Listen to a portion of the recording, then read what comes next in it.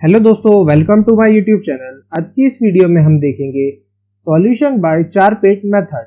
This method will solve all type of nonlinear first order partial differential equation if they are not solved by any of the standard form.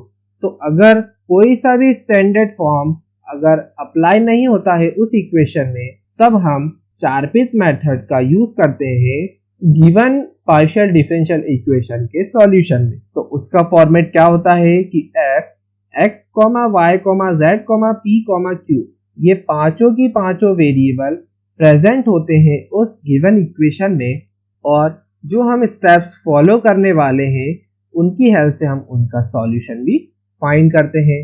तो steps हम देख लेते हैं। पहली वाली हमारी step है कि जो हमारा गिवन इक्वेशन है उसको जनरल फॉर्म में चेंज करेंगे कि सारी टर्म्स को लेफ्ट हैंड साइड में शिफ्ट करेंगे। फिर सेकेंड वाली स्टेप में हम क्या करेंगे कि पार्शियली डिफरेंशिएट करेंगे given equation number 1 with respect to x, y, z, p and q। मतलब हमें वैल्यू फाइंड करनी है del f upon del x की value, del f upon del y की value, del f upon del z की value, del f upon del p की value और del f upon del q की value. फिर third step में हमें जो एक फॉर्मूला है उसमें वैल्यूज को पुट करना है। Put the value in the given formula. तो ये रहा हमारा formula, minus del f upon del p equal to dy upon minus del f upon del q equal to dz upon minus p del f upon del p minus q del f upon del q equal to dp upon del f upon del x plus p into del f upon del z equal to dq upon del f upon del y plus q into del f upon del z। और ये हमारी auxiliary equation बन जाएगी equation number 2 और equation number 1। अब step 4 में using equation number 1 and 2 find करना है value of p and q। मतलब हमें p की वैल्यू फाइंड करनी है x, y, z के टर्म्स में और q की वैल्यू x, y, z के टर्म्स में। और कंप्लीट सॉल्यूशन क्या होता है dz equal to p dx plus q dy। इस p और इस q की वैल्यू को पुट करेंगे और जो अगली स्टेप 6 है उसमें हमें जैसे ही हम p और q की वैल्यू को पुट करेंगे इस इक्वेशन को इंटीग्रेट कर देंगे, और जैसे ही इंटीग्रेट करेंगे हमारा फाइनल सॉल्यूशन हमें मिल जाएगा। बस कॉम्प्लिकेशन यहाँ पे आती है इस बड़े फॉर्मूले में, बाकी पूरी जो स्टेप है वो सारी तो सिंपल ही है। बस इस फॉर्मूले में अगर हम गलती नहीं करते हैं तो हमारा जो सॉल्यूशन है फाइनल सॉल्यूशन वो हमें बिल्कुल करेक्ट और एक्यूरेट मिलता है। ये सारे स्टेप्स को ध्यान में रख के हम आगे के क्वेश्चन को सॉल्व करते हैं ताकि आपको इस चार-पेट मेथड के कॉन्सेप्ट को अच्छे से समझ में आ सके। तो solve pxy plus pq plus qy equal to yz।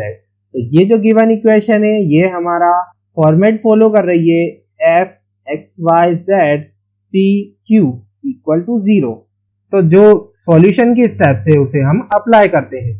तो पहली वाली स्टेप में हमें सबको लेफ्ट हैंड साइड में शिफ्ट करना है, तो लेफ्ट हैंड साइड में शिफ्ट कर देते हैं pxy plus pq plus qy minus yz equal to 0। अगली स्टेप में हमें फाइंड करनी है value del f upon del x की, del f upon del y की, del f upon del z की, del f upon del p की और del f upon del q की। तो उनकी वैल्यू फाइंड करते हैं। तो इस गिवन इक्वेशन नंबर 1 को हम पहले x के रिस्पेक्ट में पार्शियली डिफरेंशिएट करेंगे, तो वो आ जाएगा del f upon del x की वैल्यू p इंटू y, बाकी किसी टर्म में x है नहीं, और del f upon del y को अगर हम कैलकुलेट करेंगे तो वो आ जाएगा px plus q minus z। और इसी टाइप से हम del f upon del z को कैलकुलेट करेंगे तो वो आ जाएगा माइनस y के equal. Del f upon del p को कैलकुलेट करेंगे तो वो हो जाएगा xy प्लस q, और del f upon del q को कैलकुलेट करेंगे तो वो हो जाएगा p प्लस वाई के इक्वल। अब जो हमारा गिवन फॉर्मूला था उसमें वैल्यू पुट करते हैं। तो पहले हम क्लियरली अच्छे से फॉर्मूला लिख लेते हैं। ये रहा फॉर्मूला, इसमें अब हम वैल्यूज को पुट करते हैं। dx upon minus d del f upon del p, उसकी वैल्यू है एक्स वाई प्लस क्यू के इक्वल। dy अपॉन माइनस का del f upon del q, तो उसकी वैल्यू है p प्लस वाई के equal. dz upon minus p del f upon del p, तो minus p del f upon del p हमारा x y plus q, और minus का q into del f upon del Q है p plus y. इसी type से del p हो जाएगा हमारा del f upon del x, वो है p into y plus p into del f upon del z, वो है हमारा माइनस वाई के इक्वल। और dq हो जाएगा हमारा dq del f upon del y, उसकी वैल्यू हमारी px plus q minus z plus q into minus y. इसको हम सिंप्लीफाई कर देते हैं। dx upon minus x y minus q equal to dy upon minus p minus y dz upon minus p x y minus 2p into q minus q into y equal to dp upon 0, क्योंकि आपस में cancel out हो जाएंगे, और dq upon px plus q minus z minus q into y. इसको हम बोलेंगे auxiliary equation number 2 और इक्वेशन नंबर 1 ये रही। तो अब हमें इन दोनों की हेल्प से p और q की वैल्यू को फाइंड करना है। तो क्लियरली हम इस ऑक्सिलरी इक्वेशन से p की वैल्यू को आराम से फाइंड कर सकते हैं, क्योंकि जनरली इस टाइप के क्वेश्चन में किसी एक का डिनोमिनेटर 0 हो जाता है, और जैसे ही एक का डिनोमिनेटर 0 हुआ तो हमें अगली वैल्यू को फाइंड करना बहुत आसानी से आ जाएगा। तो चलिए देखते हैं कैसे आ जाएगा। तो हम क्या लेते हैं, dp upon d0 dq upon ये वाली टर्म को आपस में इक्वेट करते हैं। तो उसके लिए हम क्या करेंगे, dp upon 0 equal to dq upon px plus q minus z minus q into y. अब इस 0 को इधर मल्टीप्लाई करेंगे तो dp इक्वल टू 0 आ गया, और दोनों साइड अगर हम इंटीग्रेशन करेंगे तो p इक्वल टू आ जाएगा a के इक्वल, क्योंकि एक कांस्टेंट ही आ जाएगा। तो p इक्वल टू हमने उस कांस्टेंट को a अज्यूम कर लिया है। अब हमें यूज करना है 1 और इक्वेशन नंबर 2 को। तो इक्वेशन नंबर 2 से तो हमने p की वैल्यू निकाल ली।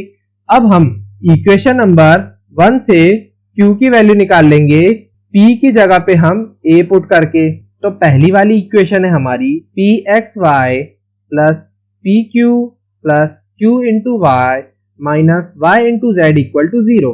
तो अब हम क्या करेंगे, इस p इक्वल टू a को हम इस फर्स्ट वाली जो हमारी इक्वेशन है उसमें पुट कर देंगे। तो axy plus a into q plus q into y minus y into z equal to 0। अब q की वैल्यू हम फाइंड कर लेंगे। तो a into q plus q into y equal to y z minus a x y. इधर से q को common लेंगे तो a प्लस वाई हो गया हमारा, और इधर से y को कॉमन लेंगे तो z माइनस ए एक्स हो गया। q इक्वल टू आ गया हमारा y into z minus a x upon a plus. अब हमारे पास p की वैल्यू भी आ गई और q की वैल्यू भी आ गई। क्या करेंगे, जो कंप्लीट सॉल्यूशन है उसमें p और q की वैल्यू को पुट कर देंगे और इंटीग्रेट कर देंगे, तो हमारा फाइनल सॉल्यूशन आ जाएगा। तो जैसे ही हमें फाइनल सॉल्यूशन क्या है, dz equal to p d x plus q d y, इसमें हम वैल्यू को पुट करते हैं। तो dz equal to a d x plus y into z minus a x upon a plus y d y. अब हमें क्या करना है, इंटीग्रेशन करना है। तो हम क्या करेंगे, इंटीग्रेशन कर देंगे, दोनों साइड इंटीग्रेशन करा। तो dz equal to a d x plus y z minus a x upon a plus y d y. अब हमने देखा कि यहाँ पे z और x वाली टर्म भी आ रही है, तो ये इंटीग्रेट नहीं हो सकता। तो इसके लिए हमें कुछ चेंज करना पड़ेगा हमारी गिवन इक्वेशन में। तो क्या करेंगे कि z और x जो है वो आपस में साथ में है इधर y में, तो क्या करेंगे, इधर वाले x और इधर वाले z को भी साथ में लिख देंगे। तो क्या करेंगे हम, इंटीग्रेशन में dz माइनस इंटीग्रेशन में a dx साथ में आ गया इक्वल टू इंटीग्रेशन में y into z minus ax upon a plus y, ये हो गया dy। अब हम क्या करेंगे कि इस पूरे टर्म को इधर डिवाइड में ले जाएंगे, तो ये हो जाएगा इंटीग्रेशन में dz minus a dx upon z minus ax equal to integration में y upon a plus y dy। अब इधर तो za और dx साथ में है तो कोई दिक्कत नहीं, और y भी सेपरेट हो गए हैं आपस में एक दूसरे से। अब हमें सिंपली इंटीग्रेशन करना है, तो इसके लिए हम क्या करेंगे कि z minus ax equal to t put करेंगे, तो दोनों साइड डिफरेंशिएट करेंगे तो dz minus a dx equal to dt। तो ये हो गया इंटीग्रेशन में 1 upon t dt is equal to integration में इसे हम लिख देंगे y plus a minus a upon y plus a dy। ये हो गया हमारा log t के इक्वल टू ये हो जाएगा इंटीग्रेशन में y plus a upon y plus a minus a upon y plus a dy।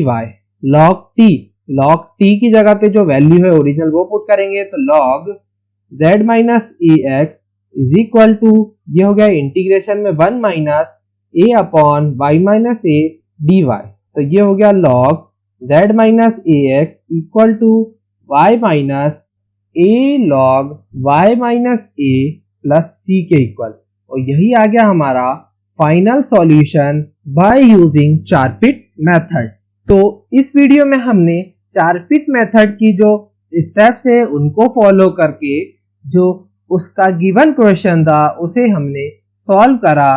और अभी तक आपने मेरे चैनल को सब्सक्राइब नहीं करा है तो प्लीज उसे सब्सक्राइब कर दें और शेयर करें अपने दोस्तों के साथ। See you in the next video.